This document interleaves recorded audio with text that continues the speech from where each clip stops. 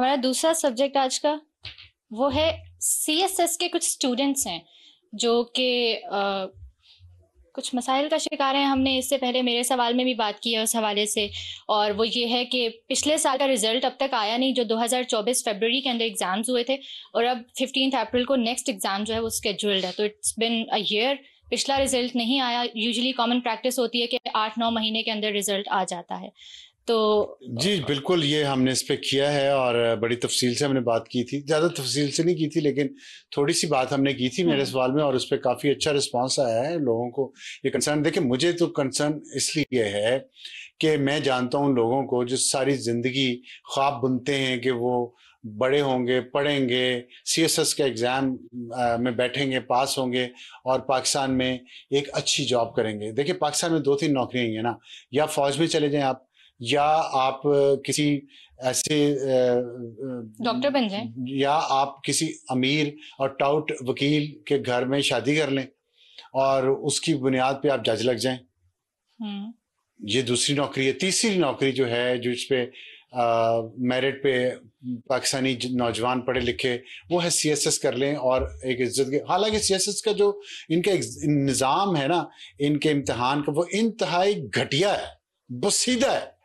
पूरी दुनिया में ऐसा कहीं नहीं होता। कहीं हो सकता है किसी अफ्रीकन कंट्रीज में, गैर तरक्की याफ्ता अफ्रीकन कंट्रीज में इस तरह का घटिया निज़ाम हो इम्तिहानात का। अजीब व गरीब अल्फाज अंग्रेजी के, गुलामाना ज़हनियत है ऊपर बैठने वालों की, पेपर बनाने वालों की, पेपर चेकर की। उनको पता ही नहीं है दुनिया कहां से कहां पहुंच गई है। वो लंबा सा मुश्किल सा अंग्रेजी का लफ्ज दे देंगे, इसका मतलब बताओ। इसका निज़ाम बदलना चाहिए, इम्तिहान लेने का तरीक़ेकार को बदलना चाहिए। मैं घटिया से ज़्यादा घटिया लफ्ज मुझे कुछ समझ नहीं आ रहा, इसलिए मैं घटिया का लफ्ज बार बार इस्तेमाल करूं, ताकि शायद घटिया अल्ट्रा प्रो मैक्स नहीं, वो फिर उसमें थोड़ी सी टेक्नोलॉजी आ जाती है। ये तो पता नहीं 1932 में या 1886 में जो किसी बुढ़े अंग्रेज ने कोई बनाया था निज़ाम, उसी पे मक्खी में मक्खी मारते 150 साल बाद भी लगे हुए हैं। तो कुछ शर्म करें, इतनी इतनी आप तनख्वाहें लेते हैं, इतने इतने बड़े ओहदे हैं आपके पास, और आप एक निज़ाम ही, एक इम्तिहान का निज़ाम ही इतना अच्छा नहीं ला सकते जो मॉडर्न, जो बच्चों, ये जो हम सिस्टम की क्या बात करें, 20-25 साल के बच्चों को अगर आप मुश्किल अंग्रेजी के लफ्ज का मतलब पूछेंगे तो आप सोचिए आप क्या तैयार करके भेज रहे हैं फील्ड में। फिर वो फील्ड में जाके सेल्फियां बनाते हैं अपनी, गाड़ी मुझे नहीं मिल गई है, और ये सोच है यार। आप उसकी सोच कौम का खादम बना के भेजें, अवाम का खादम बना के भेजें उनको। वो सोच तभी आएगी जब आप पहले इम्तिहानी निज़ाम उनका ठीक करेंगे। अच्छा, एक तो वो ठीक नहीं है। दूसरा ये कि आप इस एफपीएससी का सबसे बड़ा जो इसका काम है वो है सीएसएस का एग्जाम लेना, सबसे बड़ा काम। और उसका अब 1 साल हो गया आपने एग्जाम लिया, उसमें 15,200 स्टूडेंट्स अपियर हुए, कैंडिडेट्स, उनका आप नताइज ही तैयार नहीं कर सके, तो आपसे बड़ा नालायक कोई है इस मुल्क में। और आप अगला एग्जाम आ गया है, फर्ज करें उनमें से कुछ बच्चे बच्चियां पास हो जाते हैं, तो वो इसमें क्यों बैठे? वो फिर दोबारा मेहनत करें, कोई नौकरी कर रहा होगा, किसी ने छुट्टियां लेनी होगी, किसी ने कुछ करना। आप इतनी नालायकी आपके अंदर, और आप फिर नौकरी छोड़ दें। और किसका कौन सा सब्जेक्ट क्लियर नहीं हुआ, ये भी उसमें दोबारा कौन सा पेपर देना है, उसकी तैयारी करनी है। कौन सा, वो तो सारे देने पड़ेंगे ना। अगर बात है कि उसमें कंपल्सरी होते हैं कुछ, बात ये है कि आपका एक काम था सिर्फ, आपने सीएसएस के एग्जाम लिए, उसके नतीजे आपने अनाउंस करने थे, वो नहीं किया, फेल हो गए, घर जाए, सिंपल।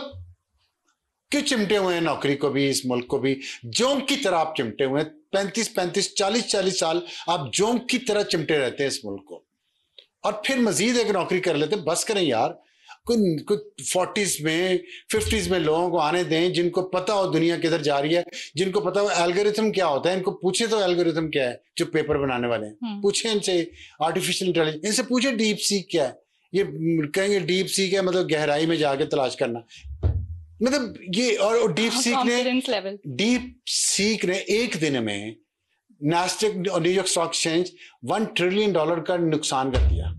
इनको पूछे कि $1 ट्रिलियन कितने होते हैं पेपर बनाने वालों को, और सारी जो मैनेजमेंट टॉप की बैठी हुई है एफपीएससी की, उनसे पूछे, नहीं इनको $1 ट्रिलियन का नहीं पता। अच्छा। इनको अरबों रुपयों का पता है कैसे बनाने हैं, कहाँ प्रॉपर्टी हैं, कहाँ जाके प्लॉटों पे पता करना है। छोड़े खैर इस बात को, मैं ये बात कर रहा हूँ कि शर्म करें और रिजाइन कर दें, कम से कम ये कम से कम करें, क्योंकि अदालत से आज फैसला महफूज हुआ है हाई कोर्ट में।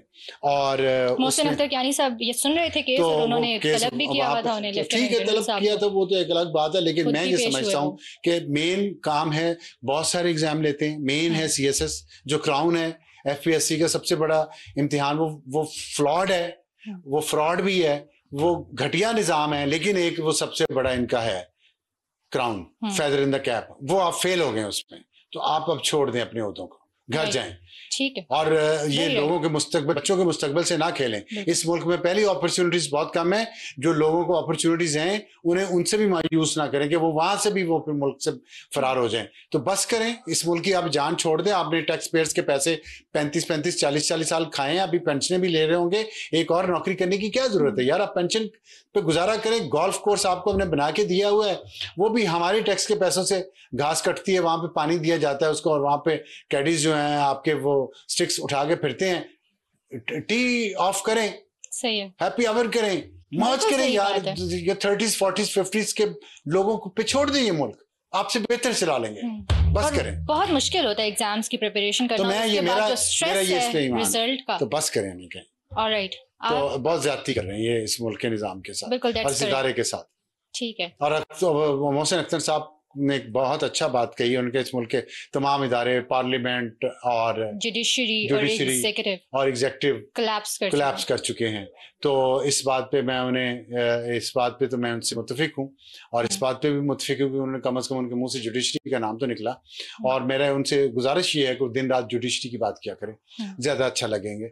वो जुडिशरी का जितना गंद है वो सारा दिखाएं, वो दिखाएं जजेस किस किस जर्नल की सिफारिश से लगते रहे हैं माजी में, किसी के कोई किसका कौन सा रिश्तेदार जर्नल था, किसका कौन सा रिश्तेदार बहुत बड़ा टाउट वकील था या जज था पहले, और वो फिर जज ही उनको मिल गई दामादी में। ये जो आपके ज़हन में नाम चल रहे होते हैं ना, किसी दिन मैं जानना चाहूंगी। हाँ, किसी दिन आप जान लीजिएगा। तो दूसरा ये कि उन्हें चाहिए, उन्हें कहें कि जिन जजेस ने इस मुल्क के वजीर आजम को फांसी पे लटकाया एक डिक्टेटर के कहने पे, फिर डिक्टेटर्स के कहने पे इक़्तिदार से निकालते रहे वज़ीर आज़म को, क्योंकि 58(2)B खत्म कर दी थी पार्लियामेंट ने, तो फिर अदलिया को इस्तेमाल किया गया टिश्यू पेपर की तरह।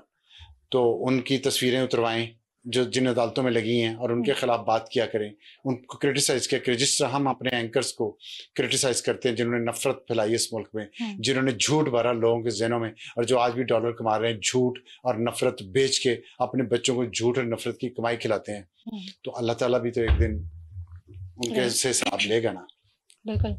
आप वाली स्टोरी पे आ जाएं जो आपने शुरू में मेंशन की थी, और मैंने आपसे कहा था कि उससे ज्यादा कुछ अहम चीजें जिन पे मैं बात करना चाहूंगी। अमेरिका पाकिस्तान में इंटरेस्ट ले रहा है, IMF पाकिस्तान, इमरान खान। IMF जो है बहुत, मैं तो बहुत मुखालिफ हूँ। IMF मिशन की चीफ जस्टिस ऑफ पाकिस्तान से मुलाकात हुई, ये पहले बता देते हैं। IMF एक ऐसी लानत है जिससे हमारे मुल्क का छुटकारा हो जाए तो बड़ी बात है। हो भी गया था 2017 में, लेकिन फिर बहुत जोर से तब्दीली आई एक ग्रुप ऑफ जजेस और जनरल्स और जर्नलिस्ट को, और उसके बाद देख लें क्या हो रहा है। फिर IMF है, और फिर हम में हर किस्म की शराइतें, हर मामले में उसने टांग घुसेड़ी हुई है। आज वो चीफ जस्टिस ऑफ पाकिस्तान को मिलने चले गए, और ये मैं आपको खबर बता रहा हूँ, ये इसका जिक्र अभी बाहर नहीं आया कि उन्होंने इमरान खान के केसेस के बारे में बात की है। आप देखें IMF की जरूरत कि वो सुप्रीम कोर्ट के पाकिस्तान के चीफ जस्टिस से जाके इमरान खान के केसेस पे उन्होंने बात की है।